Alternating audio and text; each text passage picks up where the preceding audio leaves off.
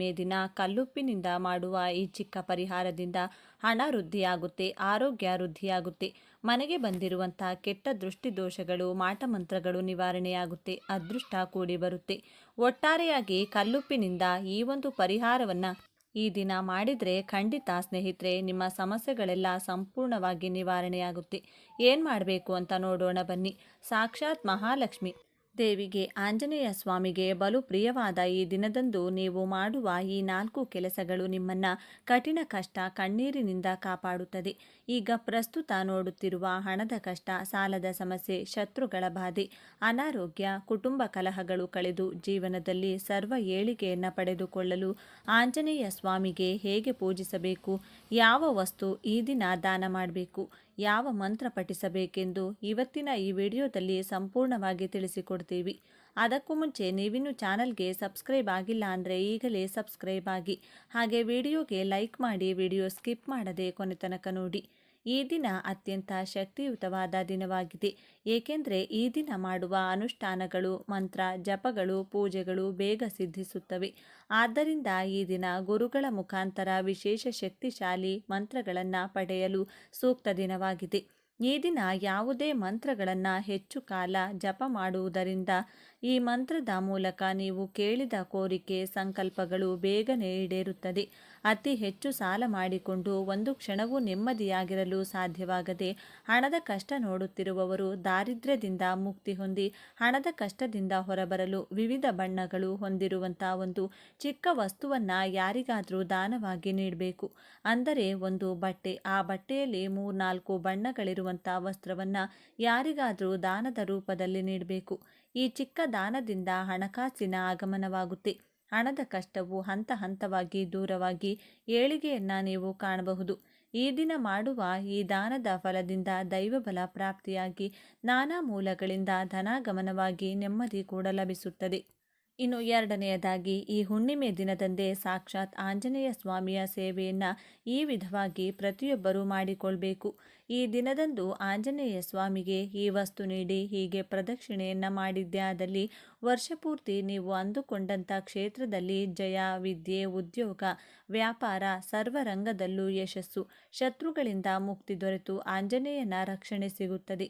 ಈ ದಿನ ಮನೆಯಲ್ಲಿ ಅಥವಾ ದೇವಾಲಯಗಳಲ್ಲಿ ವೀಳ್ಯದೆಲೆ ಆಂಜನೇಯ ಸ್ವಾಮಿಗೆ ಅರ್ಚನೆಯನ್ನು ಮಾಡಬೇಕು. ಆಂಜನೇಯ ಸ್ವಾಮಿಗೆ ಬಲು ಪ್ರಿಯವಾದ ಬಾಳೆಹಣ್ಣಿನ ಜೊತೆ ವಿವಿಧ ಫಲಗಳನ್ನು, ಸಿಹಿ ತಿನಿಸುಗಳನ್ನು ಅರ್ಪಿಸಿ 5 ಅಥವಾ 21 ಪ್ರದಕ್ಷಿಣೆಯನ್ನು ಮಾಡಿ ಬರಬೇಕು. ನಂತರ ಕೇಸರಿಗೆ ಎಳ್ಳೆಣ್ಣೆಯನ್ನು ಬೆರೆಸಿ ಆಂಜನೇಯ ಸ್ವಾಮಿಗೆ ತಲೆಯಿಂದ ಪಾದದವರೆಗೂ ಚಿಕ್ಕ ಚಿಕ್ಕ ಬೊಟ್ಟನ್ನು ಇಡಬೇಕು. ಆಂಜನೇಯ ಸ್ವಾಮಿಯ ವಿಶೇಷ ಅನುಗ್ರಹಕ್ಕೆ ವೀಳ್ಯದೆಲೆಯ ಹಾರ ಆಗಿರಬಹುದು, ಉದ್ದಿನ ಒಡೆಯಾಗಿರಬಹುದು ಅಥವಾ ಕಜ್ಜಾಯದ ಹಾರವನ್ನು ಅರ್ಪಿಸಿ ನಮಸ್ಕಾರ ಮಾಡಿಕೊಳ್ಬೇಕು. ಈ ದಿನ ನಾವು ಏನು ಮಾಡಬೇಕೆಂದು ನೋಡೋದಾದರೆ ಕಲ್ಲುಪ್ಪು ಮತ್ತು ಬಿಳಿ ಸಾಸಿವೆಯಿಂದ ಏನು ಮಾಡಬೇಕೆಂದು ನೋಡೋಣ. ಬಿಳಿ ಸಾಸಿವೆ ಹಾಗೂ ಕಲ್ಲುಪ್ಪು ಏನು ಮಾಡಬೇಕು, ಇದನ್ನು ಯಾವ ಸಮಯದಲ್ಲಿ ಮಾಡಬೇಕು ಅನ್ನೋದಾದರೆ ಸಂಜೆ 6 ಗಂಟೆ ನಂತರ ಪೂಜೆಯೆಲ್ಲ ಮುಗಿದ ಮೇಲೆ, ಅಂದರೆ ಗೋಧೂಳಿ ಸಮಯದಲ್ಲಿ ನೀವು ಮನೆಯಲ್ಲಿ ದೀಪ ಹಚ್ಚಿ ಪೂಜೆಯನ್ನು ಮಾಡಿದ ನಂತರ ಈ ಕೆಲಸವನ್ನು ಅಥವಾ ಈ ತಂತ್ರವನ್ನು ಮಾಡಬೇಕಾಗುತ್ತೆ. ಈ ಒಂದು ತಂತ್ರವನ್ನು ಈ ದಿನ ತಪ್ಪದೆ ಮಾಡಿ ನೋಡಿ. ಇದರ ವಿಶೇಷತೆ ನಿಮಗೆ ತಿಳಿಯಲಿದೆ. ಇದಕ್ಕೆ ಒಂದು ಗಾಜಿನ ಬೌಲ್ ತಗೋಬೇಕು, ಇಲ್ಲವಾದಲ್ಲಿ ಪಿಂಗಾಣಿ ಬೌಲನ್ನು ತಗೋಬೇಕಾಗುತ್ತೆ. ಯಾವುದೇ ಕಾರಣಕ್ಕೂ ಪ್ಲಾಸ್ಟಿಕ್ಕನ್ನು ಉಪಯೋಗಿಸೋಕೆ ಹೋಗಬೇಡಿ. ಗಾಜು ಅಥವಾ ಪಿಂಗಾಣಿ ಉಪಯೋಗಿಸಬಹುದು. ಒಂದು ಬೌಲ್ ತೆಗೆದುಕೊಂಡು ಆ ಗ್ಲಾಸ್ನಲ್ಲಿ ಉಪ್ಪನ್ನು ಹಾಕಬೇಕು. ಈಗಾಗಲೇ ನಿಮ್ಮ ಮನೆಯಲ್ಲಿ ಉಪಯೋಗಿಸಿದಂಥ ಉಪ್ಪನ್ನು ಈ ತಂತ್ರಕ್ಕೆ ಬಳಸಬೇಡಿ. ಅಂಗಡಿಯಿಂದ ಹೊಸದಾಗಿ ಉಪ್ಪನ್ನು ತಂದು ಬಳಸಬೇಕು. ಕಲ್ಲುಪ್ಪನ್ನು ಮಾತ್ರ ಬಳಸಬೇಕು. ಇದರ ಜೊತೆಗೆ ಬಿಳಿ ಸಾಸಿವೆಯನ್ನು ತೆಗೆದುಕೊಳ್ಳಿ. ಬಿಳಿ ಸಾಸಿವೆಯನ್ನು ಎಷ್ಟು ತೆಗೆದುಕೊಳ್ಬೇಕೆಂದರೆ ನಿಮ್ಮ ಕೈಯನ್ನು ಸಾಸಿವೆ ಇರುವ ಡಬ್ಬದಲ್ಲಿ ಹಾಕಿದಾಗ ನಿಮ್ಮ 5 ಬೆರಳುಗಳಲ್ಲಿ ಎಷ್ಟು ಬರುತ್ತೋ ಅಷ್ಟು ಬಿಳಿ ಸಾಸಿವೆಯನ್ನು ತೆಗೆದುಕೊಂಡು ಕಲ್ಲುಪ್ಪಿದೆಯಲ್ಲ ಆ ಬೌಲ್ನಲ್ಲಿ ಕಲ್ಲುಪ್ಪಿನ ಮೇಲೆ ಹಾಕಬೇಕು. ಅದೇ ರೀತಿ ಬಿಳಿ ಎಳ್ಳನ್ನು ನಿಮ್ಮ ಕೈನಿಂದ 3 ಬಾರಿ ಹಾಕಬೇಕಾಗುತ್ತೆ. ಅಂದರೆ ಕಲ್ಲುಪ್ಪಿನ ಮೇಲೆ 3 ಬಾರಿ ನಿಮ್ಮ 5 ಬೆರಳುಗಳಲ್ಲಿ ಎಷ್ಟು ಬರುತ್ತೋ ಅಷ್ಟನ್ನೇ ನೀವು ತಗೊಂಡು ಈ ರೀತಿಯಾಗಿ ಕಲ್ಲುಪ್ಪಿನ ಮೇಲೆ ಹಾಕಬೇಕು. ಆನಂತರ ಗಮನವಿರಲಿ, ನಿಮ್ಮ ಮನೆಯಲ್ಲಿ ದೇವರ ಪೂಜೆ ಮಾಡಿದ ನಂತರವೇ ಈ ಕೆಲಸ ಮಾಡಬೇಕಾಗುತ್ತೆ. ಈ ಬೌಲನ್ನು ಹಿಡಿದು ಮನೆಯಲ್ಲಿ ಎಲ್ಲ ಕೋಣೆಗಳ ಕಡೆ ಓಡಾಡಿಕೊಂಡು ಬರಬೇಕಾಗುತ್ತೆ. ಇದನ್ನು ಮಾಡುವ ಸಮಯದಲ್ಲಿ ಯಾರೂ ಸಹ ನೋಡಬಾರ್ದು, ಹಾಗೂ ನಿಮ್ಮ ಮನೆಯವರು ಸಹ ಯಾರೂ ನೋಡಬಾರ್ದು. ಆ ರೀತಿಯಾಗಿ ಮಾಡಬೇಕಾಗುತ್ತೆ. ಒಂದು ವೇಳೆ ಸಂಜೆ ಮಾಡಲು ಆಗದೇ ಇದ್ದರೆ ರಾತ್ರಿ ನಿಮ್ಮ ಮನೆಯಲ್ಲಿ ಎಲ್ಲ ಸದಸ್ಯರು ಮಲಗಿದ ನಂತರವೂ ಮಾಡಬಹುದು, ಅಥವಾ ಸಂಜೆ ನೀವು ದೀಪ ಹಚ್ತಿರಲ್ಲ ತದನಂತರ ಕೂಡ ನೀವು ಇದನ್ನು ಮಾಡಬಹುದು. ನಿಮ್ಮ ಅನುಕೂಲಕ್ಕೆ ತಕ್ಕಂತೆ ಮಾಡಿಕೊಳ್ಳಿ. ಈ ಬೌಲನ್ನು ಹಿಡಿದುಕೊಂಡು ನಿಮ್ಮ ಮನೆಯಲ್ಲಿರುವಂಥ ಪ್ರತಿಯೊಂದು ಕೋಣೆಯಲ್ಲಿ ಪ್ರತಿ 4 ಮೂಲೆಗಳಲ್ಲಿ ಎಳ್ಳು ಮತ್ತು ಉಪ್ಪಿರುವಂಥ ಬೌಲನ್ನು ಪ್ರತಿಯೊಂದು ಮೂಲೆಗೂ ಮುಟ್ಟಿಸಬೇಕು. ನಂತರ ಎಲ್ಲ ಕೋಣೆಯ ಸುತ್ತಲೂ ಒಂದು ರೌಂಡ್ ಸುತ್ತಬೇಕು. ಇದನ್ನು ಮಾಡುವಾಗ ಮನೆಯ ಮುಖ್ಯ ದ್ವಾರದಿಂದ ಪ್ರವೇಶಿಸಿ ಮೊದಲು ಮನೆಯ ಹಾಲ್ ಇರುವಂಥ ಕೋಣೆಯಿಂದ ಪ್ರಾರಂಭಿಸಬೇಕು. ನಂತರ ನಿಮ್ಮ ಮನೆಯ ಅಡುಗೆ ಮನೆಗೆ ಬರಬೇಕು. ಆ ನಂತರ ನಿಮ್ಮ ಮನೆಯಲ್ಲಿ ಎಷ್ಟು ಮಲಗುವ ಕೋಣೆಗಳಿವೆಯೋ, ಅಂದರೆ ಎಷ್ಟು ಬೆಡ್ರೂಮ್ ಇರಲಿವೆ ಅಷ್ಟು ರೂಮ್ನ ಪ್ರತಿ 4 ಮೂಲೆಗಳನ್ನು ಈ ಬೌಲನ್ನು ಮುಟ್ಟಿಸುತ್ತಾ ಹಾಗೂ ಪ್ರತಿ ರೂಮ್ನಲ್ಲೂ ಒಂದು ಸುತ್ತು ಬರಬೇಕು. ಬಾತ್ರೂಮ್ ಹಾಗೂ ಟಾಯ್ಲೆಟ್ ಬಿಟ್ಟು. ದೇವರ ಮನೆ ಬೇಡ, ಬಾತ್ರೂಮ್ ಹಾಗೂ ಟಾಯ್ಲೆಟ್ ರೂಮ್ಗಳು ಬೇಡ. ಮನೆಯ ಈ 2 ಕೋಣೆಗಳನ್ನು ಬಿಟ್ಟು ಉಳಿದ ಎಲ್ಲ ಕಡೆಯೂ ಮಾಡಬೇಕು. ತದನಂತರ ಯಾರಿಗೂ ಸಿಗದ ಹಾಗೆ ರಹಸ್ಯವಾಗಿ ಇದನ್ನು ಇಡಬೇಕು. ನಿಮ್ಮ ಮನೆಯಲ್ಲಿ ನೀವು ಕುಳಿತುಕೊಳ್ಳುವ ಸೋಫಾ ಕೆಳಗಡೆ ಇಡಬಹುದು, ಅಥವಾ ನೀವು ಮಲಗುವ ಕೋಣೆಯಲ್ಲಿ ಮಂಚದ ಕೆಳಗೆ ಇಡಬಹುದು, ಅಥವಾ ಎಲ್ಲಿ ನಿಮಗೆ ಅನುಕೂಲವಾಗುತ್ತದೆಯೋ ಆ ಜಾಗದಲ್ಲಿ ಇಡಬಹುದು. ಇದನ್ನು ಇಟ್ಟ ನಂತರ ಈ ವಸ್ತು ಯಾರ ಕಣ್ಣಿಗೂ ಬೀಳದಂತೆ ಮುನ್ನೆಚ್ಚರಿಕೆಯಿಂದ ಇಡಬೇಕು, ಹಾಗೂ ಇದು ಯಾರ ಕೈಗೂ ಸಿಗಬಾರದು ಅಂತಹ ಜಾಗದಲ್ಲಿ ಇದನ್ನು ಇಡಬೇಕಾಗುತ್ತೆ. ಅಮಾವಾಸ್ಯೆ ಆ ದಿನ ರಾತ್ರಿ ಪೂರ್ತಿಯಾಗಿ ಇದು ನಿಮ್ಮ ಮನೆಯಲ್ಲೇ ಇಡಬೇಕು. ಇದರಿಂದ ನಿಮ್ಮ ಮನೆಗೆ ಹಾಗೂ ನಿಮ್ಮ ಮನೆಯಲ್ಲಿ ವಾಸಿಸುವ ಯಾರಿಗಾದರೂ ಕೆಟ್ಟ ದೃಷ್ಟಿ ಬಿದ್ದಿದ್ರೆ ಅದು ನಿವಾರಣೆಯಾಗುತ್ತೆ. ಒಂದು ವೇಳೆ ನಿಮ್ಮ ಮನೆಯಲ್ಲಿ ಯಾರಾದರೂ ಮಾಟಮಂತ್ರ ಮಾಡಿಸಿದ್ರೆ, ಕೆಟ್ಟ ಕನಸುಗಳು ಬರುತ್ತಿದ್ರೆ, ದುಷ್ಟಶಕ್ತಿಗಳ ಕಾಟವಿದ್ರೆ, ನೆಮ್ಮದಿ ಇಲ್ಲದಿದ್ದರೆ, ಅಥವಾ ದುಡಿದ ಹಣ ಕೈಯಲ್ಲಿ ಇಲ್ಲದೇ ಇರುವುದು, ಅಥವಾ ಮನೆಯಲ್ಲಿ ಯಾವಾಗಲೂ ಜಗಳ ಆಡ್ತಾ ಇದ್ರೆ, ಹೀಗೆ ನಕಾರಾತ್ಮಕ ಶಕ್ತಿ ನಿಮ್ಮ ಮನೆಯಲ್ಲಿ ಆವರಿಸಿದ್ರೆ ಈ ಎಲ್ಲ ಸಮಸ್ಯೆಗಳು ನಿವಾರಣೆಯಾಗಿ ನೆಮ್ಮದಿಯ ಜೀವನ ನಡೆಸುತ್ತೀರಿ. ಇದನ್ನು ರಹಸ್ಯವಾಗಿ ನೀವು ಯಾವುದಾದರೂ ಒಂದು ಜಾಗದಲ್ಲಿ ಇಡಬೇಕಾಗುತ್ತೆ. ಯಾವುದೇ ಕಾರಣಕ್ಕೂ ಚೆಲ್ಲಬಾರ್ದು. ಇದು ಮನೆಯಲ್ಲಿ ಚೆಲ್ಲಬಾರದು. ಚೆಲ್ಲದಂತೆ ಜಾಗ್ರತೆ ವಹಿಸಬೇಕು. ಈ ರೀತಿಯಾಗಿ ನೀವು ನೋಡ್ಕೋಬೇಕಾಗುತ್ತೆ. ಇದನ್ನು ಸಾಯಂಕಾಲ ಆದರೂ ಮಾಡಿ ಅಥವಾ ರಾತ್ರಿ ವೇಳೆ ಆದರೂ ಮಾಡಿ, ಆದರೆ ಅಮಾವಾಸ್ಯೆ ದಿನ, ಅದರಲ್ಲೂ ಬುಧವಾರ ದಿನವೇ ಮಾಡಬೇಕಾಗುತ್ತೆ. ಆ ಬೌಲ್ ಏನಿರುತ್ತೆ, ಕಲ್ಲುಪ್ಪು ಮತ್ತು ಬಿಳಿ ಸಾಸಿವೆ ಹಾಕಿರುವಂಥ ಆ ಬೌಲ್ ರಾತ್ರಿ ಪೂರ್ತಿಯಾಗಿ ಅದು ನಿಮ್ಮ ಮನೆಯಲ್ಲಿ ಯಾರಿಗೂ ಕಾಣದ ಹಾಗೆ ಇಟ್ಟಿರಬೇಕು. ಬೆಳಿಗ್ಗೆ ನೀವು ಸ್ನಾನ ಮಾಡುವ ಮೊದಲು ಯಾವುದೇ ಕಾರಣಕ್ಕೂ ಇದನ್ನು ಮುಟ್ಟಬೇಡಿ. ಸ್ನಾನವಾದ ಬಳಿಕ ಯಾವುದೇ ಸಮಯದಲ್ಲಾದರೂ ಸರಿ ಇಟ್ಟಿರುವ ಆ ಬೌಲನ್ನು ತೆಗೆದುಕೊಂಡು ಇದನ್ನು ಒಂದು ಕವರ್ನಲ್ಲಿ ಹಾಕ್ಕೊಂಡು, ಆ ಕಲ್ಲುಪ್ಪು ಮತ್ತು ಬಿಳಿ ಸಾಸಿವೆ ಇದೆಯಲ್ಲ ಅದನ್ನು ಕವರ್ನಲ್ಲಿ ಹಾಕ್ಕೊಂಡು ಅದನ್ನು ಯಾರೂ ಓಡಾಡದೇ ಇರುವಂಥ ನಿರ್ಜಲ ಪ್ರದೇಶವಿರುವ ಜಾಗದಲ್ಲಿ ಹಾಕಿ ಬರಬೇಕು. ಮನೆಗೆ ಬಂದು ಕೈಕಾಲು ಮುಖ ತೊಳೆದುಕೊಳ್ಳಿ. ಹೀಗೆ ಮಾಡಿದ 15 ದಿನಗಳಲ್ಲಿ ನಿಮಗೆ ಪ್ರಯತ್ನದ ಫಲ ಸಿಗುತ್ತದೆ. ಈ ರೀತಿಯಾಗಿ ಮಾಡೋದ್ರಿಂದ ನಿಮ್ಮ ಮನೆಯಲ್ಲಿ ಎಂತಹ ಕಠಿಣ ಸಮಸ್ಯೆಗಳಿದ್ದರೂ ಪರಿಹಾರ ಸಿಗುತ್ತದೆ. ನಿಮಗೆ ಬರಬೇಕಾದ ಹಣ ನಿಮ್ಮ ಕೈ ಸೇರಲಿದೆ. ನೀವು ದುಡಿದ ಎಷ್ಟೋ ಹಣ ವಾಪಸ್ ಬರ್ತಾ ಇಲ್ಲ, ಸ್ಟ್ರಕ್ ಆಗಿದೆ ಎನ್ನುವವರಿಗೆ ಹಣ ಬರೋದಕ್ಕೆ ಶುರುವಾಗುತ್ತೆ. ದುಡಿದಂಥ ಹಣ ಕೈಯಲ್ಲಿ ನಿಲ್ಲೋದಕ್ಕೆ ಶುರುವಾಗುತ್ತೆ. ಮನೆಯಲ್ಲಿ ಜಗಳಗಳು ಆಗ್ತಾ ಇದ್ರೆ, ಸುಮಾರು ಮನೆಗಳಲ್ಲಿ ನಾವು ನೋಡ್ತಿದ್ದೇವೆ, ಅಮಾವಾಸ್ಯೆ ಬಂತು ಅಂದರೆ ಸಾಕು ಜಗಳ, ಹುಣ್ಣಿಮೆ ಬಂತು ಅಂದರೆ ಸಾಕು ಜಗಳ, ಮಂಗಳವಾರ, ಶುಕ್ರವಾರ, ಈ ರೀತಿಯಾಗಿ ಸಣ್ಣ ಸಣ್ಣ ವಿಷಯಗಳಿಗೂ ಸಹ ಜಗಳಗಳಾಗ್ತಾ ಅದು ದೊಡ್ಡದಾಗಿ ಬೆಳೆಯುತ್ತಾ ಹೊಡೆದಾಡುವ ಮಟ್ಟಕ್ಕೆ ಹೋಗುತ್ತೆ. ಇಂತಹ ಸಮಸ್ಯೆಗಳಿದ್ದಲ್ಲಿ ನೀವು ಈ ದಿನ ಆದಷ್ಟು ಕಲ್ಲುಪ್ಪಿನಿಂದ ಈ ರೀತಿಯಾಗಿ ಮಾಡಿಕೊಳ್ಳೋದ್ರಿಂದ ನಿಮ್ಮ ಮನೆಯಲ್ಲಿ ಸುಖ, ಶಾಂತಿ, ನೆಮ್ಮದಿ ಅನ್ನೋದು ನೆಲೆಸುತ್ತೆ. ಸಾಧ್ಯವಾದರೆ ಶಕ್ತಿಯುತ ದೇವಸ್ಥಾನಗಳಿಗೆ ಹೋಗಿ, ಅಮ್ಮನವರ ದೇವಸ್ಥಾನಗಳಿಗೆ ಹೋಗಿ ಅಲ್ಲಿ ಒಂದು 5 ನಿಮಿಷಗಳ ಕಾಲ ಕುಳಿತುಕೊಂಡಿದ್ದು ಬನ್ನಿ. ಹಾಗೆಯೇ ಸಾಧ್ಯವಿದ್ದಲ್ಲಿ ನಿರ್ಗತಿಕರಿಗೆ ನಿಮ್ಮ ಕೈಯಲ್ಲಿ ಎಷ್ಟಾಗುತ್ತೋ ಅಷ್ಟು ದಾನವನ್ನು ಕೊಡೋದಾಗಲಿ, ಅಥವಾ ಪವಿತ್ರ ನದಿಗಳಲ್ಲಿ ಸ್ನಾನ ಮಾಡೋದು ಕೂಡ ತುಂಬಾ ಒಳ್ಳೆಯದು.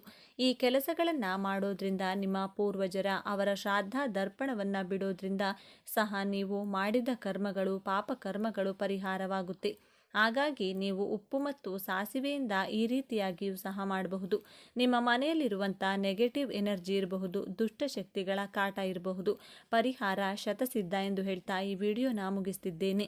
ನೋಡಿದ್ರಲ್ಲ, ಇವತ್ತಿನ ಈ ವಿಡಿಯೋದಲ್ಲಿ ತಿಳಿಸಿಕೊಟ್ಟಿದ್ದೇವೆ. ಈ ಮಾಹಿತಿ ನಿಮಗೆ ಇಷ್ಟವಾದರೆ ತಪ್ಪದೆ ಓಂ ಶ್ರೀ ಮಹಾಲಕ್ಷ್ಮಿ ನಮಃ ಅಂತ ಕಮೆಂಟ್ ಮಾಡಿ. ಈ ವಿಡಿಯೋನ ಪ್ರತಿಯೊಬ್ಬರಿಗೂ ಕೂಡ ಶೇರ್ ಮಾಡಿ. ಈ ದಿನ ಒಂದು ಮುಷ್ಟಿ ಗೋಧಿ ಹಿಟ್ಟು ಹಾಗೂ ಕರಿಮೆಣಸಿನಿಂದ ಯಾವ ಕೆಲಸವನ್ನ ಮಾಡಿದರೆ ನಿಮ್ಮ ಜೀವನವು 24 ಗಂಟೆಗಳಲ್ಲಿ ಶಿವನ ಅನುಗ್ರಹದಿಂದ ಬದಲಾಗುತ್ತದೆ. ಅದೆಷ್ಟೇ ಕಷ್ಟಗಳಿಂದಲೂ ಪಾರ್ವತಿ ದೇವಿಯ ಕೃಪೆಯಿಂದ ಮುಟ್ಟಿದ್ದೆಲ್ಲ ಬಂಗಾರವಾಗುವಷ್ಟು ಅದೃಷ್ಟ ಕೂಡಿ ಬರುತ್ತೆ. ಯಾವ ದೇವರುಗಳನ್ನ ತಪ್ಪದೇ ಪೂಜಿಸಬೇಕು, ಯಾವ ಒಂದು ವಿಶೇಷ ಮಂತ್ರವನ್ನ ಹೇಳಿಕೊಳ್ಳಬೇಕು ಅಂತ ಇವತ್ತಿನ ಈ ವಿಡಿಯೋದಲ್ಲಿ ಸಂಪೂರ್ಣವಾಗಿ ತಿಳಿಸಿಕೊಡ್ತೀವಿ ಬನ್ನಿ. ಇನ್ನು ಮೊಸರು ಹಾಗೂ 3 ಚಿಟಿಕೆ ಕುಂಕುಮದಿಂದ ಈ ಕೆಲಸವನ್ನ ಮಾಡಿ ನೀವು ಕೇಳಿದ ಕೋರಿಕೆಗಳು ನೆರವೇರುತ್ತದೆ. ಸಾಕ್ಷಾತ್ ಮಹಾಲಕ್ಷ್ಮಿ ಹಾಗೂ ದುರ್ಗಾದೇವಿಯ ಅನುಗ್ರಹಕ್ಕೋಸ್ಕರ ಯಾವ ಕೆಲಸಗಳನ್ನ ಈ ಶುಕ್ರವಾರ ಮಾಡಿಕೊಳ್ಬೇಕು, ಯಾವ ವಿಶೇಷ ಎಲೆಯನ್ನ ಮನೆಗೆ ತಂದರೆ ದುಷ್ಟಶಕ್ತಿಗಳು ನಾಶವಾಗಿ ಹಣ, ಆರೋಗ್ಯ, ನೆಮ್ಮದಿ ಪ್ರಾಪ್ತಿಯಾಗುತ್ತದೆ ಎಂದು ಇವತ್ತಿನ ಈ ವಿಡಿಯೋದಲ್ಲಿ ಸಂಪೂರ್ಣವಾಗಿ ತಿಳಿಸಿಕೊಡ್ತೀವಿ ಬನ್ನಿ. ಎಲ್ಲರೂ ಭಕ್ತಿಯಿಂದ ಜೈ ಮಹಾಲಕ್ಷ್ಮಿ ಅಂತ ಕಮೆಂಟ್ ಮಾಡಿ. ಎಷ್ಟೋ ಜನ ಕಾಯುತ್ತೀರಿ, ದೇವಿಗೆ ಅತ್ಯಂತ ಪ್ರಿಯವಾದ ಮಾಸವಾಗಿದೆ. ಈ ಮಾಸದಲ್ಲಿ ಬರುವ ಶುಕ್ರವಾರಗಳೆಂದು ಮಾಡುವ ಪೂಜೆ ಅನುಷ್ಠಾನಗಳು ದುರ್ಗಾ ಮಾತೆಗೆ, ಲಕ್ಷ್ಮೀ ದೇವಿಗೆ ಅತ್ಯಂತ ಪ್ರಿಯವಾಗುತ್ತದೆ. ಶುಕ್ರವಾರದಂದು ಮನೆಗೆ ತಪ್ಪದೆ ಬೇವಿನ ಎಲೆಗಳನ್ನು ತನ್ನಿ.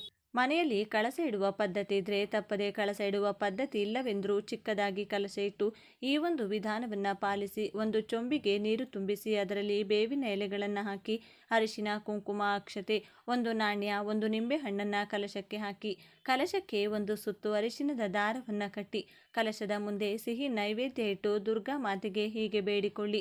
ಅಮ್ಮ ದುರ್ಗೆ, ಚೌಡೇಶ್ವರಿ, ಚಾಮುಂಡೇಶ್ವರಿ, ಕಾಳಿಕಾದೇವಿ, ಗ್ರಾಮ ದೇವತೆ, ಹೀಗೆ ನಿಮಗೆ ಇಷ್ಟವಾದ ದೇವಿ ದೇವತೆಗಳ ಹೆಸರನ್ನ ಹೇಳಿ. ಎಷ್ಟೋ ಕುಟುಂಬಗಳಿಗೆ 100ರಲ್ಲಿ 90ರಷ್ಟು ಮನೆತನಗಳಿಗೆ ಹೆಣ್ಣು ದೇವರೇ ಮನೆ ದೇವರಾಗಿರುತ್ತಾರೆ. ದೇವಿಯ ಹೆಸರನ್ನ ಹೇಳಿ ಕಲಶ ಇಟ್ಟು ಮದುವೆ ಸಂಕಲ್ಪ, ಸಂತಾನದ ಸಂಕಲ್ಪ, ಸಾಲ ತೀರುವಂತಹ ಸಂಕಲ್ಪ, ಆರೋಗ್ಯ, ಹಣ, ವಿದ್ಯೆ, ಹೊಸ ಉದ್ಯೋಗ, ಶತ್ರುಬಾಧೆ, ಯಾವುದೇ ಕಷ್ಟಗಳಿದ್ದರೂ ದೂರ ಮಾಡುತ್ತಾ ಎಂದು ಭಕ್ತಿಯಿಂದ ಬೇಡಿಕೊಳ್ಳಿ. ಮೊಸರನ್ನದ ಜೊತೆಗೆ ಸಿಹಿ ಪೊಂಗಲನ್ನ ಮಾಡಿ ಕಲಶದ ಮುಂದೆ ನೈವೇದ್ಯವನ್ನ ಇಡಿ. ದುರ್ಗಾ ಅಷ್ಟೋತ್ತರ, ಲಲಿತ ಸಹಸ್ರನಾಮ ಪಾರಾಯಣ ಮಾಡುತ್ತಾ ಶುಕ್ರವಾರದ ಪೂಜೆಯನ್ನು ಮಾಡಿಕೊಳ್ಳಿ.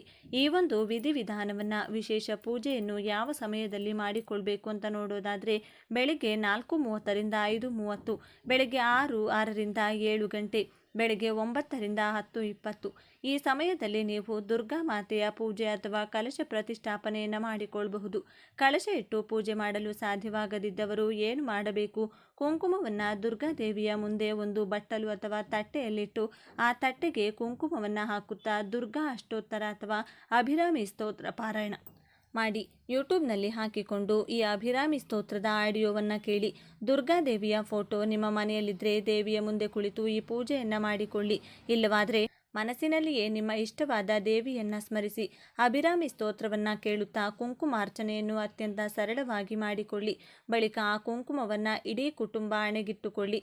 ಪೂಜೆಯಲ್ಲಿ ದೇವಿಗೋಸ್ಕರ ಹಾಲಿಗೆ ಕಲ್ಲು ಸಕ್ಕರೆ ಹಾಕಿಡಿ. ವೀಳ್ಯದೆಲೆ, ಬಾಳೆಹಣ್ಣು, ಬಳೆ, ನಾಣ್ಯಗಳನ್ನು ಇಟ್ಟು ಹಣದ ಅಭಿವೃದ್ಧಿಯಾಗಲಿ, ಬಡತನ ದೂರವಾಗಲಿ, ಮನೆಯ ಯಜಮಾನ ಅಂದರೆ ನಿಮ್ಮ ಪತಿಗೆ ಸಕಲ ದಿಕ್ಕುಗಳಿಂದಲೂ ಯಶಸ್ಸು, ಅದೃಷ್ಟ ಕೂಡಿ ಬರಲಿ ಎಂದು ನಮಸ್ಕಾರ ಮಾಡಿಕೊಳ್ಳಿ. ಶುಕ್ರವಾರ ರಾಹುಕಾಲ ಕಾಲದಲ್ಲಿ ದುರ್ಗಾದೇವಿಯ ದೇವಸ್ಥಾನಕ್ಕೆ ಮೊಸರನ್ನು ನೈವೇದ್ಯ ಮಾಡಿಕೊಂಡು ದೇವಿಯ ಮುಂದೆ ಇಟ್ಟು ಪೂಜೆ ಮಾಡಿಸಿ. ಬಳಿಕ ಅಲ್ಲಿ ಬಂದಿರುವಂತಹ ಭಕ್ತರಿಗೆ ನಿಮ್ಮ ಕೈಯಿಂದ ಹಂಚಿ. ಗ್ರಾಮ ದೇವತೆಗೆ ಬೇವಿನ ಎಲೆ, ನಿಂಬೆಹಣ್ಣಿನ ದೀಪದ ಆರತಿಗಳನ್ನು ಅರ್ಪಿಸಿ. ಶುಕ್ರವಾರ ವಾರಾಹಿ ದೇವಿಯನ್ನು ನೆನೆದು ವಾರಾಹಿ ದೇವಿಯ ಮಂತ್ರಗಳನ್ನು ಹೇಳಿಕೊಳ್ಳಬಹುದು. ಮೈಸೂರು ಶ್ರೀ ಚಾಮುಂಡೇಶ್ವರಿ ಬೆಟ್ಟವಾಗಿರಬಹುದು, ದುರ್ಗಾ ಮಾತೆಯ ಶಕ್ತಿ ಕ್ಷೇತ್ರಗಳನ್ನಾಗಿರಬಹುದು. ಮೆಟ್ಟುಲು ಸೇವೆ ಮಾಡುತ್ತಾ ಅಂತ ದೇವಿಗೆ ಶುಕ್ರವಾರಗಳಲ್ಲಿ ಸೀರೆ, ಬಳೆ, ಮಡಿಲಕ್ಕಿ ಕೊಡ್ತೀನಿ ಅಂತ ನಿಮ್ಮ ಕೋರಿಕೆಗೆ ತಕ್ಕಂತೆ ಹರಕೆಗಳನ್ನು ಮಾಡಿಕೊಳ್ಳಿ. ಲಕ್ಷ್ಮೀದೇವಿ ಅದೃಷ್ಟ ಹಾಗೂ ಐಶ್ವರ್ಯವನ್ನು ಕರುಣಿಸಲು ಶುಕ್ರವಾರಗಳಂದು ಒಂದೇ ಒಂದು ತಾವರೆ ಪುಷ್ಪವನ್ನು ದೇವಿಯ ಮುಂದಿಟ್ಟು ಲಕ್ಷ್ಮಿ ಅಷ್ಟೋತ್ತರ, ವಿಷ್ಣು ಸಹಸ್ರನಾಮ ಎರಡನ್ನೂ ಕೂಡ ಜೊತೆಯಲ್ಲಿ ಕೇಳಿ. ದೇವಿಗೆ ಆಗಿನಿಂದ ಮಾಡಿದ ಪಾಯಸ, ಸಿಹಿ ಪಾಯಸವನ್ನು ಅರ್ಪಿಸಿ. ಮಹಾಲಕ್ಷ್ಮಿ ಜೊತೆಗೆ ವೆಂಕಟೇಶ್ವರ ಸ್ವಾಮಿಗೆ ಪಚ್ಚ ಕರ್ಪೂರದ ಆರತಿ ಬೆಳಗಿ. ಸಾಲದ ಜೀವನದಿಂದ ಮುಕ್ತಿ ದೊರೆತು ಹಣದ ವಿಸ್ಮಯಗಳು ನಿಮ್ಮ ಬದುಕಿನಲ್ಲಿ ನಡೆಯಲಿ ಎಂದು ಭಕ್ತಿಯಿಂದ ಮಹಾಲಕ್ಷ್ಮಿ ದೇವಿಗೆ ಬೇಡಿಕೊಳ್ಳಿ. ಶ್ರೀಚಕ್ರ ಇರುವ ದೇವಿ ಆಲಯಗಳಿಗೆ ಶುಕ್ರವಾರಗಳಂದು ಭೇಟಿ ನೀಡಿ ದರ್ಶನ ಪಡೆದರೆ ಜೀವನದಲ್ಲಿ ಎಂದಿಗೂ ಶತ್ರು ಬಾಧೆಗಳು ಬಾಧಿಸುವುದಿಲ್ಲ. ಮಾಟಮಂತ್ರ, ದುಷ್ಟಶಕ್ತಿಗಳ ಕಾಟದಿಂದ ಬೇಸತ್ತಿದ್ರೆ ತಪ್ಪದೆ ಶುಕ್ರವಾರಗಳಂದು ದುರ್ಗಾದೇವಿಯ ದೇವಸ್ಥಾನಗಳಲ್ಲಿ ಎಳನೀರಿನಿಂದ ಅಭಿಷೇಕ ಮಾಡಿಸಿ. ಗೋರಂಟಿ ಅಂದರೆ ಮೆಹಂದಿಯನ್ನು ಈ ಶುಕ್ರವಾರ ಕೈಗೆ ಹಾಕಿಕೊಂಡ್ರೆ ದುರ್ಗಾದೇವಿಯ ಜೊತೆಗೆ ಮಹಾಲಕ್ಷ್ಮಿಯ ಅನುಗ್ರಹ ಸಿಗುತ್ತದೆ. ದೇಹದಲ್ಲಿನ ವಿಷಕಾರಿ ಜಂತುಗಳು ಇದರಿಂದ ಸಾಯುತ್ತವೆಂದು ವಿಜ್ಞಾನ ಹೇಳುತ್ತದೆ. ಮೆಹಂದಿಯನ್ನು ಈ ಶುಕ್ರವಾರದಂದು ಕೈಗೆ ಹಚ್ಚಿಕೊಂಡ್ರೆ ಗಂಡನಿಗೆ ಆಯಸ್ಸು, ಆರೋಗ್ಯ, ಅದೃಷ್ಟ ಕೂಡ ವೃದ್ಧಿಯಾಗುತ್ತದೆ. ಮೆಹಂದಿ ಎಲೆಗಳು ಸಿಕ್ಕರೆ ಸ್ವಲ್ಪ ಅರಿಶಿನ ಬೆರೆಸಿ ನಿಮ್ಮ ಕೈನಿಂದ ಅರೆದು ಕೈಗೆ ಹಚ್ಚಿಕೊಳ್ಳಿ. ಮೊದಲು ತಿಳಿಸಿದ ಕಳಸ ಪೂಜೆಯನ್ನು ಶುಕ್ರವಾರ ಮಾಡಿರ್ತೀನಿ. ಮರುದಿನ ಶನಿವಾರ ಕಳಸ ವಿಸರ್ಜನೆಯನ್ನು ಬೆಳಗ್ಗೆ ಮಾಡಿಕೊಳ್ಳಬಹುದು. ಕಳಸದಲ್ಲಿದ್ದಂತಹ ನಿಂಬೆಹಣ್ಣು, ಎಲೆ, ನೀರನ್ನು ಮರದ ಬುಡಕ್ಕೆ ಹಾಕಿ ನಾಣ್ಯವನ್ನು ಪೂಜಾ ಕೋಣೆಯಲ್ಲಿಟ್ಟಿಟ್ಟುಕೊಳ್ಳಿ. ಶುಕ್ರವಾರ ಸಾಂಬ್ರಾಣಿ ಧೂಪವನ್ನು ಮನೆಯಲ್ಲಿ ಹಾಕಿ ಮನೆಗೆ ಮುತ್ತೈದೆಯರನ್ನು ಕರೆಸಿ ಅರಿಶಿನ, ಕುಂಕುಮ, ತಾಂಬೂಲ, ರವಿಕೆ, ಹಣವನ್ನು ಕೊಟ್ಟು ಅವರ ಆಶೀರ್ವಾದವನ್ನು ಪಡೆದುಕೊಳ್ಳಿ. ಇದರಿಂದ ಸುಮಂಗಲಿ ತತ್ವ ನಿಮಗೆ ವೃದ್ಧಿಯಾಗುತ್ತದೆ. ಮಹಾಲಕ್ಷ್ಮೀ ದೇವಿಯು ಮುತ್ತೈದೆಯರ ಮೂಲಕ ಮನೆಗೆ ಪ್ರವೇಶ ಮಾಡುತ್ತಾಳೆ. ಇನ್ನು ಮೊದಲು ವಾಯುಪುತ್ರ ಆಂಜನೇಯನ ಗುಡಿಗೆ ಹೋಗಿ ಆತನ ದರ್ಶನ ಪಡೆದು ಪ್ರದಕ್ಷಿಣೆ ಮಾಡಿ ಎಳ್ಳೆಣ್ಣೆಯ ದೀಪಗಳನ್ನು ಹಚ್ಚಿ. ಇದರಿಂದ ಅಸಾಧ್ಯವಾದ ಕೆಲಸಗಳು ಕೂಡ ಸಾಧ್ಯವಾಗುತ್ತದೆ. ಕೆಲಸಗಳು ಸುಲಭವಾಗುತ್ತದೆ. ದುಷ್ಟಶಕ್ತಿಗಳ ನಾಶವಾಗುತ್ತದೆ. ಶತ್ರು ಭಯ, ಆರೋಗ್ಯ ಸಮಸ್ಯೆಗಳಿಂದ ವಿಶೇಷ ರಕ್ಷಣೆ ಆಂಜನೇಯನಿಂದ ನಿಮಗೆ ಪ್ರಾಪ್ತಿಯಾಗುತ್ತದೆ. ಈ ದಿನ ನೀವು ಯಾವುದೇ ಅನುಷ್ಠಾನಗಳನ್ನು ಮಾಡಿದರೂ ದೃಷ್ಟಿ ತೆಗೆಯಲು ಮಾಡುವಂಥ ಪರಿಹಾರಗಳನ್ನು ಮಾಡಿದರೆ ಅತಿ ಬೇಗನೆ ಫಲ ನೀಡುತ್ತದೆ. ಈ ದಿನ ಪಿತೃಗಳ ಸೇವೆ ಮಾಡಿದರೆ, ಪಿತೃಗಳ ಸ್ಮರಣೆಯನ್ನು ಮಾಡಿಕೊಂಡ್ರೆ ತುಂಬ ಒಳ್ಳೆಯದು. ಭಗವಂತನು ಪಿತೃಗಳ ಸ್ಮರಣೆ ಮಾಡಬೇಕು. ಕೇವಲ ಪಿತೃಪಕ್ಷದಲ್ಲಷ್ಟೇ ಅಲ್ಲದೆ ಪ್ರತಿ ತಿಂಗಳು ಬರುವಂತಹ ಇಂತಹ ಅಮಾವಾಸ್ಯೆಗಳಂದು ಪಿತೃತರ್ಪಣವನ್ನು ನೀಡುತ್ತಾ ಬಂದರೆ ಪಿತೃಗಣಗಳು ಸಂತೃಪ್ತಗೊಂಡು ಇಡೀ ಕುಟುಂಬಕ್ಕೆ ಆರಿಸುತ್ತಾರೆ. ಇದರಿಂದ ನಿಮ್ಮ ಮನೆಯಲ್ಲಿರುವಂತಹ ಎಲ್ಲ ಅನಾರೋಗ್ಯ ಸಮಸ್ಯೆ, ಕಾರ್ಯ ಅಡೆತಡೆ, ಹಣದ ಸಂಕಷ್ಟ ದೂರವಾಗಿ ಉತ್ತಮೋತ್ತಮ ಫಲಗಳು ಸಿಗುತ್ತದೆ. ಈ ದಿನ ಪಿತೃಗಳಿಗೆ ತಪ್ಪದೆ ತರ್ಪಣವನ್ನು ನೀಡಿ ಮನೆಯಲ್ಲಿ ಅಡುಗೆ ಮಾಡಿದ ತಕ್ಷಣ ಅನ್ನವನ್ನು ನೀವು ತಯಾರಿಸಿದ ಆಹಾರವನ್ನು ಮನೆಯ ಹೊರಭಾಗದಲ್ಲಿ ಒಂದು ಎಲೆಯ ಮೇಲಿಟ್ಟು ಪಿತೃಗಳ ಹೆಸರನ್ನು ಮನಸ್ಸಿನಲ್ಲಿ ಸ್ಮರಿಸಿಕೊಳ್ಳಿ. ನಾಳೆ ನದಿ ಸ್ನಾನ ಮಾಡಿದರೆ ತುಂಬ ಒಳ್ಳೆಯದು. ಸಾಧ್ಯ ಆಗಿಲ್ಲ ಅಂದರೆ ಪವಿತ್ರ ನದಿಗಳ ನೀರನ್ನು ಬೆರೆಸಿಕೊಂಡು ಸ್ನಾನ ಮಾಡಿ. ಅದು ಕೂಡ ಸಾಧ್ಯವಾಗಲ್ಲ ಅಂದರೆ ಕಲ್ಲುಪ್ಪು, 5-6 ಬೇವಿನ ಎಲೆಯನ್ನು ಬೆರೆಸಿಕೊಂಡು ಸ್ನಾನ ಮಾಡಿ. ಇದರಿಂದ ದೇಹದಲ್ಲಿನ ಎಲ್ಲ ನೆಗೆಟಿವ್ ಶಕ್ತಿಗಳು ತೊಲಗಿ ಹೋಗುತ್ತದೆ. ಈ ದಿನ ಗೋಧಿ ಹಿಟ್ಟಿನಿಂದ ಮಾಡಬೇಕಾದ ಮುಖ್ಯವಾದ ಕೆಲಸ ಯಾವುದು ಅಂತ ನೋಡೋದಾದರೆ, ಗೋಧಿ ಹಿಟ್ಟಿನಿಂದ ಮನೆಯಲ್ಲಿ ಎಷ್ಟೆಷ್ಟು ಜನ ಇರ್ತೀರೋ ಅಷ್ಟು ಜನರಿಗೆ ಒಂದೊಂದು ಚಪಾತಿಯಂತೆ ತಯಾರು ಮಾಡಿಕೊಂಡು ಆ ಚಪಾತಿಯ ಮೇಲೆ ತುಪ್ಪವನ್ನು ಹಚ್ಚಬೇಕು. ನಂತರ ಕೈನಲ್ಲಿ ಆ ಚಪಾತಿಯನ್ನು ಹಿಡಿದು ಒಬ್ಬೊಬ್ಬರಿಗೆ 3 ಬಾರಿ ಎಡಭಾಗದಿಂದ 3 ಬಾರಿ ಬಲಭಾಗದಿಂದ ತಲೆಯ ಮೇಲೆ ಸುತ್ತಿ ಇಳಿ ತೆಗೆದು ಮನೆಯ ಬಳಿ ಇರುವಂತಹ ಶ್ವಾನಕ್ಕೆ ನೀಡಬೇಕು. ಇದರಿಂದ ನಿಮಗಿರುವ ಎಲ್ಲ ವಿಧವಾದ ದೃಷ್ಟಿ ದೋಷಗಳು ಕಳೆದು ಹೋಗುತ್ತದೆ. ಅಕ್ಕಪಕ್ಕದವರ ದೃಷ್ಟಿ, ಜನರ ಕೆಟ್ಟ ಕಣ್ಣು, ಕೆಲಸ ಮಾಡುವ ಜಾಗದಲ್ಲಿ ಯಾರಾದರೂ ಶತ್ರುಗಳಿದ್ರೆ, ಸಂಬಂಧಿಕರ ಅಸೂಯೆ ಇದ್ದರೆ ದೂರವಾಗುತ್ತದೆ. ಇದರಿಂದ ಸಕಲ ಕಾರ್ಯಗಳಲ್ಲೂ ಯಶಸ್ಸು, ಮಾನಸಿಕ ನೆಮ್ಮದಿ ಸಿಗುತ್ತದೆ. ದೃಷ್ಟಿದೋಷಗಳು ದೂರವಾದರೆ ಸಂಪಾದನೆಗಿರುವಂತಹ ಅಡ್ಡಿಗಳು ಕೂಡ ಕಳೆದು ಹೋಗುತ್ತದೆ. ಮನೆಯಲ್ಲಿ ಒಂದು ತಟ್ಟೆಯ ಮೇಲೆ ಬೇವಿನ ಎಲೆಗಳನ್ನಿಟ್ಟು ಅದರ ಮೇಲೆ ಮಣ್ಣಿನ ದೀಪವನ್ನು ಹಚ್ಚಿ ದೀಪಕ್ಕೆ ಎಳ್ಳೆಣ್ಣೆಯ ಜೊತೆಗೆ ಸ್ವಲ್ಪ ಕುಂಕುಮವನ್ನು ಹಾಕಿ ನಿಮ್ಮ ಕುಲದೇವರಲ್ಲಿ ಹೆಣ್ಣು ದೇವರುಗಳಿದ್ರೆ ಪ್ರಾರ್ಥನೆ ಮಾಡಿಕೊಳ್ಳಿ. ಇಲ್ಲವಾದರೆ ಗ್ರಾಮ ದೇವತೆಗೆ ನಮಸ್ಕಾರ ಮಾಡಿಕೊಂಡು ಈ ದೀಪವನ್ನು ಹಚ್ಚಿ. ಮನೆಯಲ್ಲಿನ ಎಲ್ಲ ನೆಗೆಟಿವ್ ಶಕ್ತಿಗಳು ಕಳೆದು ಅನೇಕ ಮೂಲಗಳಿಂದ ಧನಗಮನವಾಗುತ್ತದೆ. ಇದರ ಜೊತೆಗೆ ಮನೆಗೆ ಸಮೀಪವಿರುವಂತಹ ಗ್ರಾಮ ದೇವತೆಯ ಆಲಯಕ್ಕೆ ನಿಮ್ಮ ಕೈನಿಂದ ತಯಾರು ಮಾಡಿದ ನಿಂಬೆಹಣ್ಣಿನ ಚಿತ್ರಾನ್ನವನ್ನಾಗಿರಬಹುದು, ಮೊಸರನ್ನವಾಗಿರಬಹುದು ಕೊಟ್ಟು ವಿಶೇಷವಾಗಿ ಮನೆಯ ಸದಸ್ಯರ ಹೆಸರನ್ನು ಹೇಳುತ್ತಾ ಪೂಜೆಯನ್ನು ಮಾಡಿಸಿ. ನಂತರ ಪ್ರಸಾದವನ್ನು ಅಲ್ಲಿ ಬಂದಂತಹ ಭಕ್ತರಿಗೆ ನಿಮ್ಮ ಕೈಯಿಂದ ಹಂಚಿ ದೇವಿ ದೇಗುಲದಲ್ಲಿ ಸಿಗುವ ಕುಂಕುಮವನ್ನು ಮನೆಗೆ ತಂದು ಹಣೆಗೆ ತಿಲಕವಾಗಿಡುತ್ತಾ ಬನ್ನಿ. ಇದರಿಂದ ಮುಂದಿನ ಗ್ರಾಮ ದೇವತೆಯ ರಕ್ಷಣೆ ನಿಮ್ಮ ಇಡೀ ಕುಟುಂಬಕ್ಕೆ ಸದಾ ಇರುತ್ತದೆ. ಈ ದಿನದಂದು ಮನೆಯಲ್ಲಿ ಶಿವಲಿಂಗ ಇತ್ತು ಅನ್ನೋದಾದರೆ ಕಪ್ಪು ದ್ರಾಕ್ಷಿ ರಸಕ್ಕೆ ಕಪ್ಪು ಮೆಣಸಿನ ಕಾಳುಗಳನ್ನು ಬೆರೆಸಿ ಅಭಿಷೇಕ ಮಾಡಿದರೆ ಶತ್ರುಗಳೆಲ್ಲ ಸಮೂಹವಾಗಿ ನಶಿಸಿ ಹೋಗ್ತಾರೆ. ಶತ್ರುಗಳು ಮಾಡಿಸುವಂತಹ ಮಾಟಮಂತ್ರ ಆಗಿರಬಹುದು, ದುಷ್ಟಶಕ್ತಿಗಳ ಕಾಟ ಆಗಿರಬಹುದು, ಅವರಿಗೆ ರಿವರ್ಸ್ ಆಗುತ್ತದೆ. ಆ ವ್ಯಕ್ತಿಯಿಂದ ನಿಮಗಾಗುವಂತಹ ತೊಂದರೆಗಳು ಶಾಶ್ವತವಾಗಿ ನಿಂತು ಹೋಗುತ್ತದೆ. ಈ ದಿನ ಸಾಧ್ಯವಾದರೆ ಶಿವನ ದೇಗುಲಕ್ಕೆ ಹೋಗಿ ಶಿವಪ್ಪನ ದರ್ಶನ ಮಾಡಿ ಮನೆಗೆ ಬನ್ನಿ. ಇನ್ನೂ ಸಾಧ್ಯವಾಗುತ್ತೆ ಅಂದರೆ ಕಾಲಭೈರವನ ದರ್ಶನ ಮಾಡಿಕೊಳ್ಳಿ. ಈ ದಿನದಂದು ಪುಸ್ತಕಗಳನ್ನು ದಾನವಾಗಿ ನೀಡಿ, ಧಾನ್ಯಗಳನ್ನು ದಾನವಾಗಿ ನೀಡಿ, ವಸ್ತ್ರ ದಾನವನ್ನು ಮಾಡಿ. ಇದರಿಂದ ಸಕಲ ಪಾಪಗಳು ನಶಿಸಿ ಪುಣ್ಯಫಲ ಪ್ರಾಪ್ತಿಯಾಗುತ್ತದೆ. ಇನ್ನು ಕೊನೆಯದಾಗಿ ಈ ಒಂದು ಮಂತ್ರವನ್ನು ಈ ದಿನ ಕೇವಲ 21 ಬಾರಿ ಹೇಳಿಕೊಂಡು ಶತ್ರುಗಳ ಹೆಸರನ್ನು ಸ್ಮರಿಸಿದರೆ ಅವರಿಂದ ಆಗುವಂತಹ ಎಲ್ಲ ಸಮಸ್ಯೆಗಳು, ಕಾಟಗಳು ನಿಂತು ಹೋಗುತ್ತದೆ. ಕೆಟ್ಟ ದೃಷ್ಟಿ, ಮಾಟಮಂತ್ರದ ಸಮಸ್ಯೆಗಳು ಕಳೆದು ಶತ್ರುಗಳು ಕೂಡ ನಿಮಗೆ ಮಿತ್ರರಾಗಿ ಪರಿವರ್ತನೆ ಆಗ್ತಾರೆ. ಈ ಒಂದು ಮಂತ್ರ ಈ ವಿಧವಾಗಿದೆ: ಓಂ ರಾಮ ಪರಶುರಾಮ ನರಸಿಂಹ ವಿಷ್ಣು ವಿಕ್ರಮ ನಮೋ ನಮಃ. ಮತ್ತೊಮ್ಮೆ ಹೇಳ್ತೀವಿ ಕೇಳಿ: ಓಂ ರಾಮ ಪರಶುರಾಮ ನೃಸಿಂಹ ವಿಷ್ಣು ವಿಕ್ರಮ ನಮೋ ನಮಃ. ಈ ಒಂದು ಅದ್ಭುತವಾದ ಮಂತ್ರವನ್ನು ನಾಳೆಯ ದಿನ ಸಾಧ್ಯವಾದಷ್ಟು ಬಾರಿ ಹೇಳಿಕೊಂಡು ವಿಷ್ಣು ದೇವರನ್ನ ವಿವಿಧ ರೀತಿಯಲ್ಲಿ ಸ್ಮರಿಸಿಕೊಳ್ಳಿ. ನೋಡಿದ್ರಲ್ಲ, ಶುಕ್ರವಾರದಂದು ಯಾವೆಲ್ಲ ಕೆಲಸಗಳನ್ನು ಮಾಡಿದರೆ ದುರ್ಗಾ ಮಾತೆ ಹಾಗೂ ಸಾಕ್ಷಾತ್ ಶ್ರೀ ಮಹಾಲಕ್ಷ್ಮಿ ದೇವಿಯು ಮನೆಗೆ ಬಂದು ಕುಟುಂಬದ ರಕ್ಷಣೆ ಮಾಡ್ತಾಳೆ ಅಂತ ಇವತ್ತಿನ ಈ ವಿಡಿಯೋದಲ್ಲಿ ತಿಳಿಸಿಕೊಟ್ಟಿದ್ದೇವೆ. ಈ ಮಾಹಿತಿ ನಿಮಗೆ ಇಷ್ಟವಾದರೆ ಜೈ ದುರ್ಗಾ ಮಾತೆ, ಜೈ ಮಹಾಲಕ್ಷ್ಮಿ ದೇವಿ ಅಂತ ಬರೆದು ಈ ವಿಡಿಯೋವನ್ನು ಪ್ರತಿಯೊಬ್ಬರಿಗೂ ಶೇರ್ ಮಾಡಿ. ಮುಂದಿನ ಬಾರಿ ಮತ್ತೊಂದು ವಿಶೇಷ ದೈವ ಮಾಹಿತಿಯೊಂದಿಗೆ ನಮ್ಮ ಚಾನಲ್ ಮೂಲಕ ಭೇಟಿಯಾಗೋಣ. ನಮ್ಮ ಜೀವನದಲ್ಲಿ ಅನೇಕ ಕಷ್ಟಗಳು, ಆರ್ಥಿಕ ತೊಂದರೆಗಳು, ಅನಾರೋಗ್ಯ ಸಮಸ್ಯೆಗಳು ಬರುತ್ತವೆ. ಇವುಗಳನ್ನು ನಿವಾರಿಸಲು ನಾವು ಅನೇಕ ಪ್ರಯತ್ನಗಳನ್ನು ಮಾಡ್ತೀವಿ. ಆದರೆ ನಮ್ಮ ಸುತ್ತಮುತ್ತಲಿನ ಪ್ರಕೃತಿಯಲ್ಲಿ ಸಿಗುವ ಕೆಲವು ಸಾಮಾನ್ಯ ಸಸ್ಯಗಳಲ್ಲಿ, ನಮ್ಮ ದೈನಂದಿನ ಜೀವನದಲ್ಲಿ ಬಳಸುವ ವಸ್ತುಗಳಲ್ಲಿ ಅಡಗಿರುವ ಅದ್ಭುತ ಶಕ್ತಿಗಳ ಬಗ್ಗೆ ನಮಗೆ ಹೆಚ್ಚು ತಿಳಿದಿಲ್ಲ. ನಮ್ಮ ಪೂರ್ವಜರು ಪ್ರಕೃತಿಯೊಂದಿಗೆ ಬೆರೆತು ಬದುಕುತ್ತಾ ಇಂತಹ ಅನೇಕ ರಹಸ್ಯಗಳನ್ನು ನಮಗೆ ನೀಡಿದ್ದಾರೆ.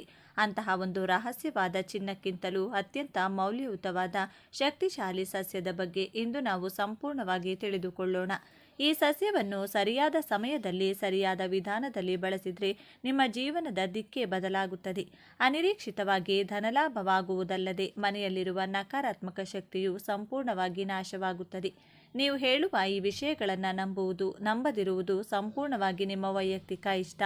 ಆದರೆ ವಿಶ್ವಾಸದಿಂದ ಈ ಪರಿಹಾರಗಳನ್ನು ಮಾಡಿದರೆ ಮಾತ್ರ ನಿಮ್ಮ ಜೀವನದಲ್ಲಿ ಒಂದು ಅದ್ಭುತ ಬದಲಾವಣೆಯನ್ನು ನೀವು ಖಂಡಿತವಾಗಿಯೂ ಗಮನಿಸುತ್ತೀರಿ.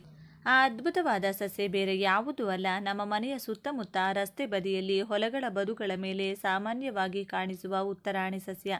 ಇದು ಕೇವಲ ಒಂದು ಕಳೆ ಸಸ್ಯವಲ್ಲ, ದೇವತೆಗಳ ಅನುಗ್ರಹ ಪಡೆದ ಒಂದು ದಿವ್ಯ ಔಷಧ.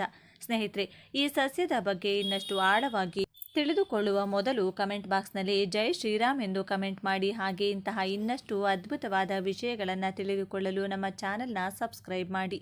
ನಿಮ್ಮ ಪ್ರದೇಶದಲ್ಲಿ ಈ ಉತ್ತರಾಣಿ ಸಸ್ಯವನ್ನು ಯಾವ ಹೆಸರಿನಿಂದ ಕರೆಯುತ್ತಾರೆ ಎಂಬುದನ್ನು ಸಹ ಕಮೆಂಟ್ ಬಾಕ್ಸ್ನಲ್ಲಿ ನಮ್ಮೊಂದಿಗೆ ಹಂಚಿಕೊಳ್ಳಿ. ಈ ಸಸ್ಯ ಸುಮಾರು 60 ರಿಂದ 120 ಸೆಂಟಿಮೀಟರ್ ಎತ್ತರದವರೆಗೆ ಬೆಳೆಯುತ್ತದೆ. ಇದರಲ್ಲಿ ಬಿಳಿ, ಕೆಂಪು ಎಂದು 2 ವಿಧಗಳಿವೆ. ಇವುಗಳಲ್ಲಿ ಬಿಳಿ ಬಣ್ಣದ ಉತ್ತರಾಣಿ ಸಸ್ಯವನ್ನು ಆಧ್ಯಾತ್ಮಿಕ ಪರಿಹಾರಗಳಿಗಾಗಿ ಅತ್ಯಂತ ಶಕ್ತಿಶಾಲಿ ಎಂದು ಪರಿಗಣಿಸಲಾಗುತ್ತದೆ. ಪುರಾಣಗಳ ಪ್ರಕಾರ ಈ ಉತ್ತರಾಣಿ ಗಿಡಕ್ಕೆ ಬಹಳ ವಿಶೇಷತೆ ಇದೆ. ಕ್ಷೀರಸಾಗರ ಮಂಥನ ನಡೆದಾಗ ಅದರಿಂದ ಉದ್ಭವಿಸಿದ ಅಮೃತ ಬಿಂದುಗಳು ಆಕಸ್ಮಿಕವಾಗಿ ಈ ಭೂಮಿಯ ಮೇಲೆ ಬಿದ್ದಾಗ ಅವು ಈ ಉತ್ತರಾಣಿ ಗಿಡದ ಮೇಲೆ ಬಿದ್ದವೆಂದು ನಮ್ಮ ಪುರಾಣಗಳು ಹೇಳುತ್ತವೆ. ಅದಕ್ಕಾಗಿಯೇ ಈ ಗಿಡಕ್ಕೆ ಅಮೃತಕ್ಕೆ ಸಮಾನವಾದ ಶಕ್ತಿಗಳಿವೆ ಎಂದು ಪರಶಿವನೇ ಕೀರ್ತಿಸಿದ್ದಾನೆಂದು ಪುರಾಣ ಕಥೆ. ಅಷ್ಟೇ ಅಲ್ಲ, ಈ ಗಿಡದ ಎಲೆಗಳಲ್ಲಿ ಗಂಗಾ ಭವಾನಿ ನೆಲೆಸಿದ್ದಾಳೆ ಎಂದು, ಇದರ ಬೇರುಗಳಲ್ಲಿ ತ್ರಿಮೂರ್ತಿಗಳಾದ ಬ್ರಹ್ಮ, ವಿಷ್ಣು, ಮಹೇಶ್ವರರು ನೆಲೆಸಿದ್ದಾರೆಂದು ಆಧ್ಯಾತ್ಮಿಕ ಪಂಡಿತರು ಹೇಳುತ್ತಾರೆ. ಈ ಮರದ ಕಾಂಡಗಳು, ಹೂಗಳು, ಬೀಜಗಳಲ್ಲಿ ಸೃಷ್ಟಿಯ ಎಲ್ಲ ಶಕ್ತಿಗಳು ಅಡಗಿವೆ ಎಂದು ನಂಬುತ್ತಾರೆ. ಅದಕ್ಕಾಗಿಯೇ ಈ ಗಿಡದ ಯಾವ ಮನೆಯಲ್ಲಿ ಇರುತ್ತದೆಯೋ ಅಥವಾ ಯಾವ ಮನೆಯ ಆವರಣದಲ್ಲಿ ಪೂಜೆಗಳನ್ನು ಸ್ವೀಕರಿಸುತ್ತದೆಯೋ ಆ ಮನೆಯಲ್ಲಿ ಯಾವುದೇ ದುಷ್ಟಶಕ್ತಿಗಳು ಪ್ರವೇಶಿಸಲು ಸಾಧ್ಯವಿಲ್ಲ. ಈ ಉತ್ತರಾಣಿ ಗಿಡದ ಹಿಂದೆ ಒಂದು ಆಸಕ್ತಿದಾಯಕ ಪೌರಾಣಿಕ ಕಥೆಯು ಪ್ರಚಲಿತದಲ್ಲಿದೆ. ಇಂದ್ರನು ವೃತಾಸುರನನ್ನು ವಧಿಸಿದ ನಂತರ ನಮುಚಿ ಎಂಬ ಇನ್ನೊಬ್ಬ ಭಯಂಕರ ರಾಕ್ಷಸನನ್ನು ಕೊಲ್ಲಲು ಯೋಜನೆ ರೂಪಿಸಿದನು. ಅವನೊಂದಿಗೆ ಸ್ನೇಹ ಮಾಡಿದಂತೆ ನಟಿಸಿ ಒಂದು ದಿನ ನಮುಚಿ ವಿಶ್ರಾಂತಿ ತೆಗೆದುಕೊಳ್ಳುತ್ತಿದ್ದಾಗ ಇಂದ್ರನು ಅವನ ತಲೆಯನ್ನು ಕತ್ತರಿಸಿದನು. ಸ್ನೇಹದ ಹೆಸರಿನಲ್ಲಿ ಮೋಸ ಮಾಡಿದ್ದಕ್ಕಾಗಿ ಆ ನಮುಚಿಯ ಕತ್ತರಿಸಿದ ತಲೆ ಇಂದ್ರನನ್ನ ಹಿಂಬಾಲಿಸಲು ಪ್ರಾರಂಭಿಸಿತು. ಭಯಗೊಂಡ ಇಂದ್ರನು ದೇವತೆಗಳ ಗುರುಗಳಾದ ಬೃಹಸ್ಪತಿಯನ್ನ ಶರಣು ಕೋರಿದರು. ಆಗ ಬೃಹಸ್ಪತಿಯ ಸೂಚನೆಯ ಮೇರೆಗೆ ಇಂದ್ರನು ಒಂದು ರಾಜಸೂಯ ಯಾಗವನ್ನ ಮಾಡಿದನು. ಆ ಯಾಗದಲ್ಲಿ ಈ ಉತ್ತರಾಣಿ ಸಸ್ಯವನ್ನ ಬಳಸಿದರು. ಆ ಯಾಗದ ಫಲವಾಗಿ ಇಂದ್ರನು ಆ ರಾಕ್ಷಸನ ತಲೆಯ ಕಾಟದಿಂದ ಹೊರಬಂದನು. ಕಷ್ಟಗಳಿಂದ ಮಾರ್ಗವನ್ನ ಬದಲಾಯಿಸಿತು. ಆದ್ದರಿಂದ ಈ ಗಿಡಕ್ಕೆ ಅಪಮಾರ್ಗ ಎಂಬ ಹೆಸರು ಸಾರ್ಥಕವಾಯಿತು. ಆಧ್ಯಾತ್ಮಿಕವಾಗಿ ನೋಡಿದರೆ ಗಣೇಶ ಚತುರ್ಥಿ ಹಬ್ಬದಂದು ಸ್ವಾಮಿಗೆ ಅತ್ಯಂತ ಪ್ರಿಯವಾದ 21 ಬಗೆಯ ಪವಿತ್ರ ಪತ್ರೆಗಳಲ್ಲಿ ಈ ಉತ್ತರಾಣಿ ಎಲೆಯು ಒಂದು. ಯಾರ ಜಾತಕದಲ್ಲಿ ಶನಿ ದೋಷ, ರಾಹುಕೇತು ದೋಷಗಳು ತೀವ್ರವಾಗಿರುತ್ತದೆಯೋ ಅವರು ಈ ಸಸ್ಯದ ಬೇರನ್ನು ಪವಿತ್ರ ತಾಯ್ತದಲ್ಲಿ ಧರಿಸುವುದರಿಂದ ಅದ್ಭುತ ಫಲಿತಾಂಶಗಳನ್ನು ಪಡೆಯುತ್ತಾರೆ. ಇದು ಮನಸ್ಸಿನ ಆತಂಕಗಳನ್ನು ನಿವಾರಿಸಿ ಸ್ಥಿರವಾದ ಆಲೋಚನೆಗಳನ್ನು, ಶಾಂತಿಯನ್ನು ನೀಡುತ್ತದೆ. ಹುಣ್ಣಿಮೆಯಂಥ ಪವಿತ್ರ ದಿನಗಳಲ್ಲಿ ಈ ಸಸ್ಯಕ್ಕೆ ಧೂಪ, ದೀಪ, ನೈವೇದ್ಯಗಳನ್ನು ಅರ್ಪಿಸಿ ಪೂಜಿಸುವುದರಿಂದ ಸಕಲ ದೇವತೆಗಳ ಆಶೀರ್ವಾದ ಲಭಿಸುತ್ತದೆ. ಮನೆಯಲ್ಲಿ ಆಗಾಗ್ಗೆ ಜಗಳಗಳು ನಡೆಯುತ್ತಿದ್ರೂ ಅಕಾರಣವಾಗಿ ಮನಃಶಾಂತಿ ಕಳೆದುಕೊಂಡ್ರೂ ಈ ಸಸ್ಯವನ್ನು ಮನೆಯಲ್ಲಿಟ್ಟುಕೊಳ್ಳುವುದರಿಂದ ನಕಾರಾತ್ಮಕ ಶಕ್ತಿ ನಾಶವಾಗಿ ಸಕಾರಾತ್ಮಕ ಶಕ್ತಿ ವೃದ್ಧಿಯಾಗುತ್ತದೆ. ಲಕ್ಷ್ಮೀದೇವಿಯ ಕೃಪೆ ಪಡೆಯಲು ಮನೆಯಲ್ಲಿ ಹಣದ ಹರಿವು ಹೆಚ್ಚಿಸಲು ಈ ಉತ್ತರಾಣಿ ಗಿಡದೊಂದಿಗೆ ಒಂದು ಅದ್ಭುತವಾದ ತಾಂತ್ರಿಕ ಪರಿಹಾರವಿದೆ. ಮಂಗಳವಾರ ಅಥವಾ ಶುಕ್ರವಾರದಂದು ಬೆಳಿಗ್ಗೆ ಸ್ನಾನ ಮಾಡಿ ಸ್ವಲ್ಪ ಉತ್ತರಾಣಿ ಬೀಜಗಳನ್ನು ಸಂಗ್ರಹಿಸಿ ಪೂಜಾ ಕೋಣೆಯಲ್ಲಿ ಒಂದು ಮಣ್ಣಿನ ದೀಪ ಅಥವಾ ಬಟ್ಟಲಿನಲ್ಲಿ ಕೆಲವು ಕೆಂಡಗಳನ್ನು ಹಾಕಿ ಆ ಕೆಂಡಗಳ ಮೇಲೆ ಈ ಉತ್ತರಾಣಿ ಬೀಜಗಳು ಸ್ವಲ್ಪ ಸ್ವಲ್ಪ ಶುದ್ಧವಾದ ಇದ್ದಿಲು ಪುಡಿಯನ್ನು ಹಾಕಿ ಧೂಪ ಹಾಕಿ. ಈ ಧೂಪವನ್ನು ಮನೆಯಲ್ಲೆಲ್ಲ ತೋರಿಸಿ ನಂತರ ಪೂಜಾ ಕೋಣೆಯಲ್ಲಿಡಿ. ಹೀಗೆ ತಪ್ಪದೆ 2 ಮಂಗಳವಾರಗಳು 2 ಶುಕ್ರವಾರಗಳು ಮಾಡಿದರೆ ನಿಮ್ಮ ಮನೆಯಲ್ಲಿರುವ ದಾರಿದ್ರ್ಯವೆಲ್ಲ ದೂರವಾಗುತ್ತದೆ. ಆರ್ಥಿಕ ಅಡೆತಡೆಗಳು ನಿವಾರಣೆಯಾಗಿ ನೀವು ಊಹಿಸದ ರೀತಿಯಲ್ಲಿ ಧನಲಾಭವಾಗುತ್ತದೆ. ಸಾಲದ ಬಾಧೆಗಳಿಂದ ಮುಕ್ತಿ ಪಡೆಯಲು ಇದೊಂದು ಅದ್ಭುತ ಮಾರ್ಗ. ಕೇವಲ ಆಧ್ಯಾತ್ಮಿಕವಾಗಿ ಮಾತ್ರವಲ್ಲದೆ ಆಯುರ್ವೇದದ ಪ್ರಕಾರವೂ ಉತ್ತರಾಣಿ ಒಂದು ದಿವ್ಯ ಔಷಧಿಯಾಗಿದೆ.